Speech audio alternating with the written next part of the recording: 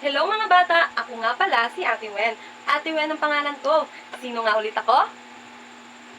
Tama! Ngayon, meron akong ibabahagi sa inyo bagong kwento.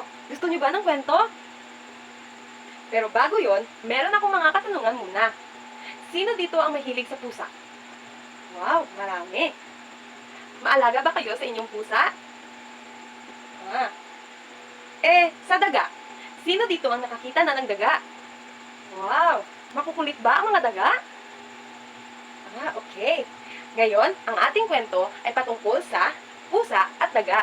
Ito ay No, No, Oh No, na isinulat ni Shinali P. Gabal. Nakikita niyo ba ang mga guhit na to? Ito naman ay ginuhit ni Lovelyn Blan and Shinobi de la Cruz. Gusto niyo na ba ang simulan ng ating kwento? Pero bago yon, gusto kong makinig kayo ng mabuti sa akin. Ngayon, sisimulan na natin ang ating kwento. Sa isang payak na tahanan, may mag-inang daga na sina Nanay Tina at pasaway na anak nitong si Tino. Sa bawat utos ng kanyang ina, siya ay waring nagbibingihan. Ni ayaw nitong makinig dahil sa katigasan ng kanyang ulo. Isang araw, habang siya ay naiglit na natutulog, Tino! Gising na! May pasok ka pa! Tawag ng ina. No, no, no. Ayaw ko. Inaantok pa ako. Pagmamatigas nito. Siya'y hindi na napilitang ng ina at hinayaan na lamang. Kalaunan, napabalikwas ng bangon si Tino. Siya'y huli na sa klase. Oh no! Hindi na ako makakapasok nito. Paggagalitan ako, wika ni Tino sa kanyang sarili. Tuluyan nang hindi nakapasok si Tino. Hindi pagsunod sa tawag ng ina. Maya't maya, dinampot na lamang nito ang laruan, tablet, at umpisang maglaro. Tino! Halina't mag-almusal na tayo. Tawag ng ina. No, no, no. Ayaw ko. Maglalaro pa ako. Pagmamatigas nito. Binaliwala niya ulit ang tawag ng kanyang ina. At hindi siya ulit mapilit ng kanyang ina, nag-aalagang ina. Hindi nagtagal, hawak-hawak niya ang kanyang tiyan. Oh no! Nanay! Wah! Sumasakit ang tiyan ko! Hagulgol ng iyak ng kawawang si Tino. Ito na nga ba ang sinasabi ko? Tahan na anak! Nang ikaw ay makakain. Saad ng kanyang ina, habang yakap-yakap siya. Pagkatapos kumain, si Tino ay nagmamadaling tumakbo papalapit sa laruan niyang naiwanan. Tino! Ikaw ba ay nagsisipilyo na? Tanong ng ina. Bagamat, parang di niya ito narinig. Tino! Pasigaw na may halong pag-aalala. Tawag ni Nanay Tina. No, no, no, no. Ayaw ko. Maglalaro pa ako. Pagmamaktol nito.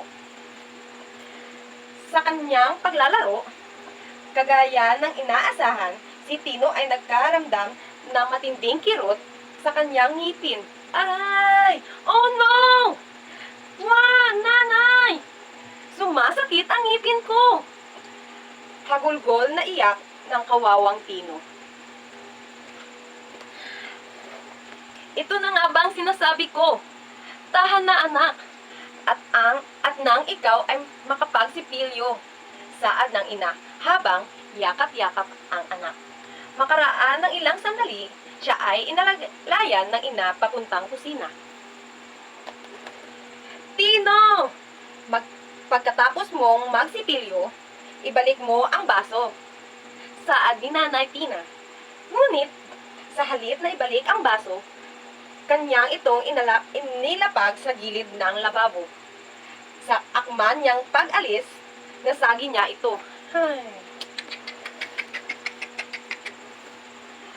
Oh no! tawag ni Tino sa kanyang ina. Tino! Anong ginawa mo? Huwag mong dadamputin ang basag na baso. Nag-aalalang babala ng kanyang ina. Gayunpaman, ang pasaway na Tino ay hindi na naman nakinig. Oh no! Wah! Nanay! Aray, ang sakit! Hagulgol na kawawang si Tino habang nakatingin sa nasugat na palad. Ito na nga bang sinasabi ko? Ang tigas-tigas ng ulo mo. Galit na wika ng ina sabay gamot sa sugat niya. Tahan na sa pag-iyak. Halit na't matulog ka at gagaling din yan. Pangako, may pupuntahan lang si nanay. Saglit. Huwag kang lalabas ng bahay, anak, ha? Sapagkat sa labas ay may pusang gumagala, kumukuha ng bata. Paalala ng ina sa anak. Subalit, dahil sa likas na kanyang pagsuway, si Tino ay lumabas ng bahay. Maya't maya na lamang ay, oh no! Nanay! Wow! Mamamatay na yata ako! Mamamatay na ako! Nanginginig na sigaw ni Tino habang habol-habol siya ng pusang manloko. Tino! Tino! Gising na! Tawag ng ina. Panaginip lang pala, wika niya sa kanyang sarili. Opo, nanay. Walang atubiling sagot niya papuntang sala. Tino! Nasan ka? Bilisan mo at mag-almusal na tayo. Ani ni Nanay Tina, habang si Tino ay naglalaro pa. Susunod na po, ika ni Tino. Sinunod ni Tino ang ina sa hapagkainan.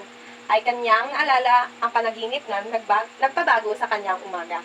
Napagtanto niya sa kanyang sarili ang kahalagahan ng pagsunod sa magulang. Isang mahalagang aral na nagpapukaw sa musmos niyang kaisipan. Nanay, simula po ngayon, hindi na po ako magmamatigas. Pangako po na si Tino ay makikinig at susunod sa inyong palagi. Pangiting wika niya at niyakap ang ina. Magmula ng araw na yon, ang pasaway na si Tino ay nakinig na sa kanyang ina. Ang pagwawakas. Nagustuhan niyo ba ang ating kwento? Okay, meron akong isang katanungan para sa inyo. Ano ang natutunan niyo sa ating kwento?